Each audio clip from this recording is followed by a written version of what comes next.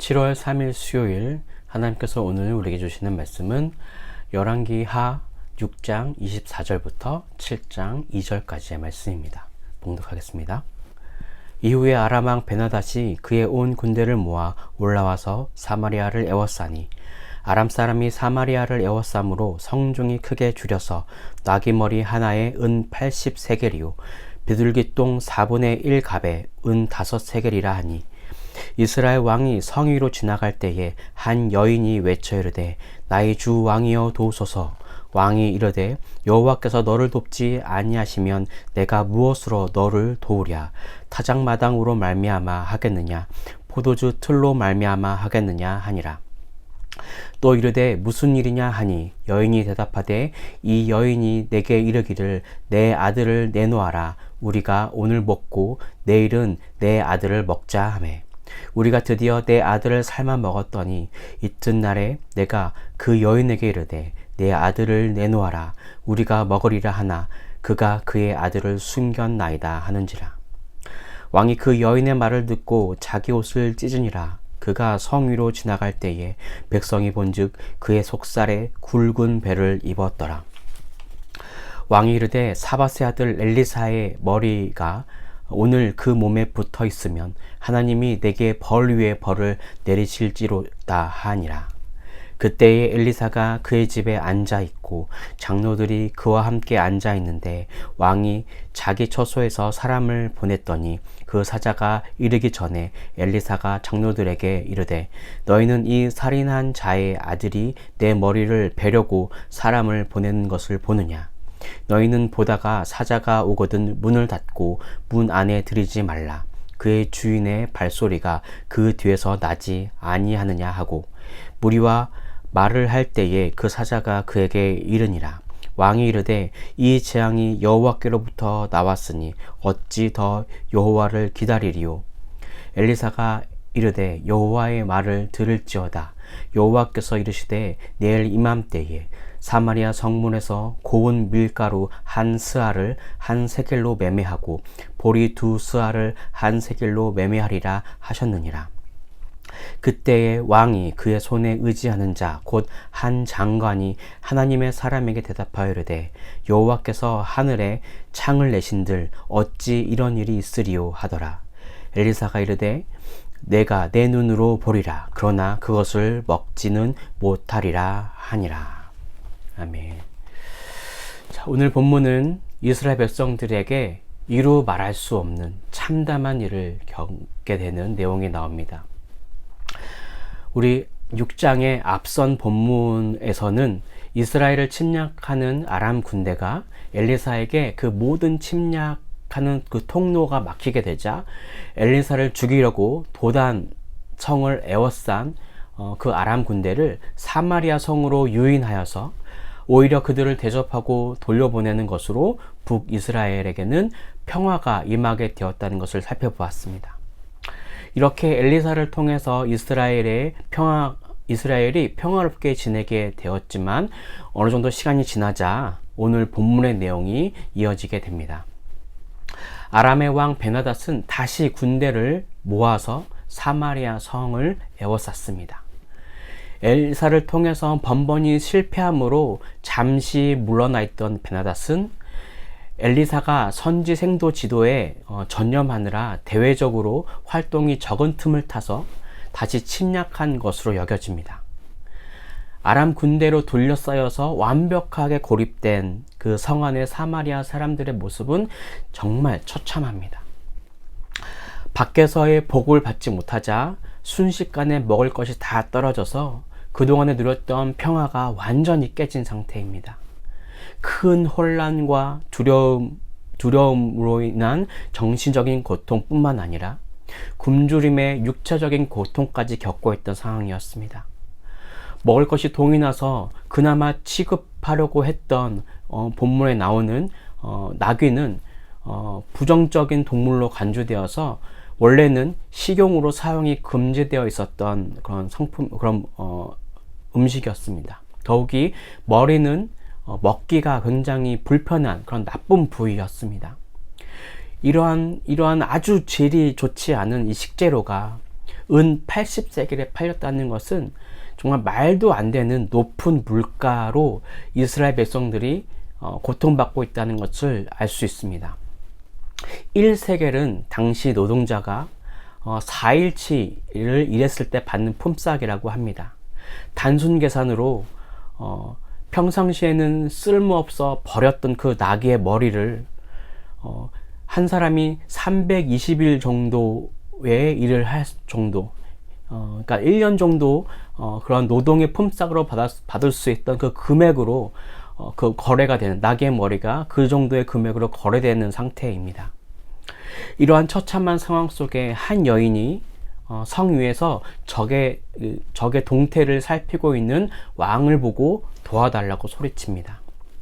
그러자 왕은 27절에서 여호와께서 너를 돕지 아니하시면 내가 무엇으로 너를 도우랴 라고 하면서 마치 자신은 아무 책임이 없고 여호와께서 돕지 않으시기 때문이라고 그런 뉘앙스로 대답을 합니다. 아무것도 할 수 없는 자신의 그 신세에 한탄하는 말 같지만 정말 무책임한 대답이라고 할 수 있겠습니다. 그러면서 그 여인에게 자신을 부른 이유를 물어봅니다. 그 여인은 오늘 그녀의 아들을 내놓으면 내일은 자신의 아들을 내놓겠다고 그렇게 서로 약속해서 오늘 자신의 아들을 삶아 먹었는데 다음날 약속했던 그 아들을 내놓아야 할 그 여인이 아들을 숨겼다고 고발합니다. 정말 이성이 마비되고 또 광기가 드러나면서 아무런 죄책감도 없고 자신의 아들들을 마치 음식 취급하는 그런 처참한 고발입니다. 이 소리를 듣고 슬픔에 빠진 왕은 자기의 옷을 찢고 굵은 베옷을 입습니다. 하지만 이것은 백성들에게 슬픔에 빠져서 회개하는 것처럼 보이려고 하였지 정작 하나님께 회개하지 않고 오히려 죄를 엘리사에게 전가하는, 하나님도 없고 죄책감도 없는 그런 지도자의 모습을 반영합니다. 31절을 보면 왕은 엘리사를 저주합니다. 그러면서 엘리사를 살해하기 위해 사람을 보냈으나 엘리사는 그 사자들을 문 안으로 들여보내지 말 것을 지시합니다. 왜냐하면 이스라엘 왕이 뒤늦게 돌이켜서 모든 재앙이 여호와께로부터 왔음을 인정하고 여호와께 도움을 구할 것을 알았기 때문입니다. 여호와께 도움을 구하도록 사자를 보낸 것을 알고 이제 엘리사는 사마리아의 그 회복을 예언하는 하나님의 말씀을 전하게 됩니다. 그러자 마지막으로 이 예언을 들었지만 믿지 못하는 한 장관이 등장하면서 여호와의 말씀이 응하는 것을 눈으로는 보겠지만 먹지 못하는 것에 대한 예언을 듣는 것이 오늘 본문의 내용이었습니다. 자, 그럼 오늘 본문을 통해서 주시는 메시지입니다. 첫째, 죄에서 완전히 떠나야 합니다. 엘리사에 의해 아람 군대를 사마리아의 그 성으로 유인해서 그들을 대접하고 돌려보내면서 북이스라엘에게 얼마 동안은 평화가 있었습니다. 그러나 얼마 지나지 않아서 아람 군대가 다시 쳐들어오게 됩니다. 이것은 이스라엘 백성들이 다시 이전의 평화를 찾게 되자 자신들이 이전부터 해왔던 우상 숭배와 하나님과 상관없는 그런 삶을 사는 그런 모습으로 되돌아갔기에 다시 하나님은 아람 군대를 사용하셔서 심판을 내리신 것이라 할 수 있겠습니다. 아람의 베나닷이 온 군대를 모아서 사마리아를 에워싸자 지난날의 자신들의 모습을 돌아보고 회개하기는커녕 왕은 엘리사에게 모든 책임을 전가하면서 자기는 아무런 문제가 없듯이 행동합니다.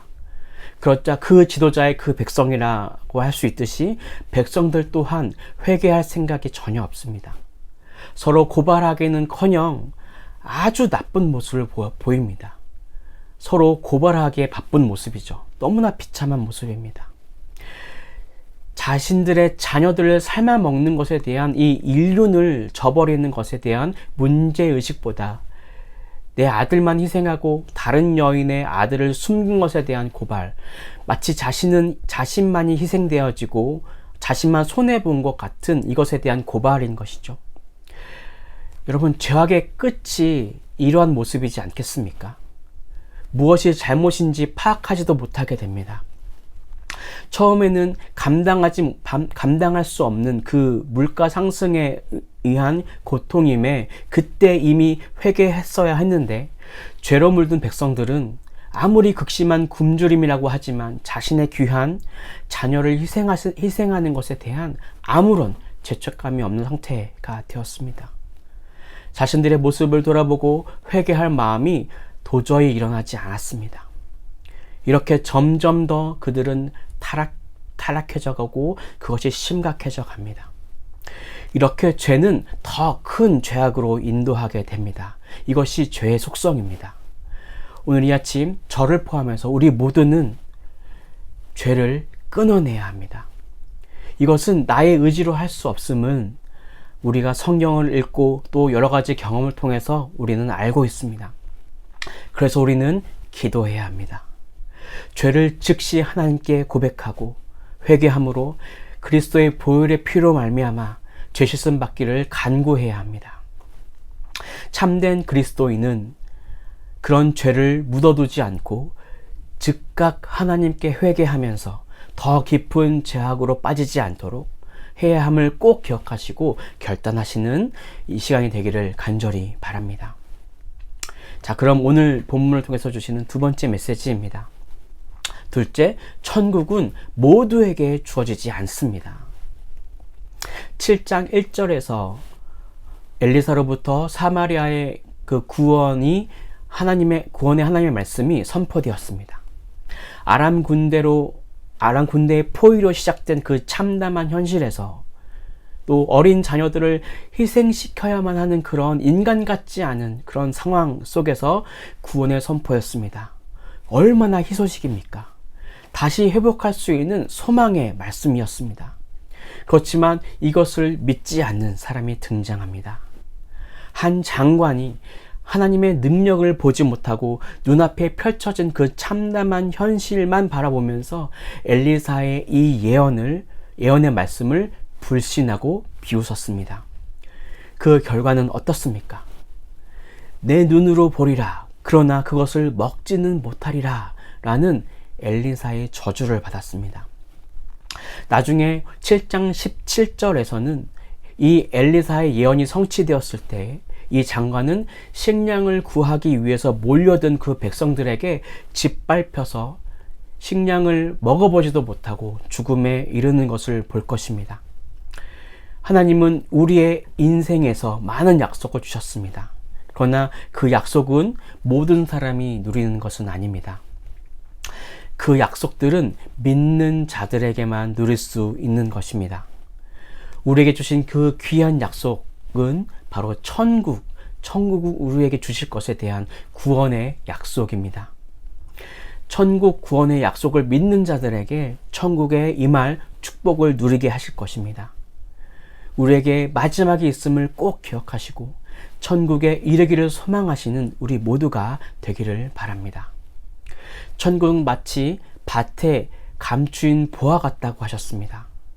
발견한 사람은 그 보화를 누릴 것이고 그렇지 못한 사람은 그냥 땅 속에 묻어두거나 그 땅을 팔아버릴 것입니다. 오늘 천국의 소망을 꿈꾸시면서 믿음으로 나에게 주어진 이 시간을 소중히 여기시는 모든 성도님들이 되시길 간절히 바랍니다. 기도하겠습니다. 할렐루야, 사랑과 은혜가 충만하신 우리 하나님, 오늘 이 아침 우리가 얼마나 죄에 빠져있는 사람인가, 죄에 연약한 사람인가 발견할 수 있도록 인도해 주시고, 그래서 우리의 죄를 발견하는 그 순간 즉시 하나님 앞에 기도할 수 있는 은혜를 부어 주시옵소서. 그래서 더 깊은 죄악으로 빠지지 않도록 우리를 도와주시고 우리를 인도해 주시고, 또한 우리가 결국은 천국의 소망을 품고 마지막에 있음을 기억하며 그 소망을 품고 하루하루를 살아가야 할 것임을 기억할 수 있도록 인도하여 주시옵소서. 우리의 끝은, 믿음 안에 있는 우리의 끝은 결국 천국에 임할 것입니다. 이 귀한 소망을 마음에 깊이 품고 오늘 하루 기쁨으로 살아낼 수 있는 우리들이 될 수 있도록 인도하여 주시옵소서. 그렇게 인도하실 줄을 믿으며 이 모든 것을 살아계신 예수 그리스도의 이름으로 기도드립니다. 아멘.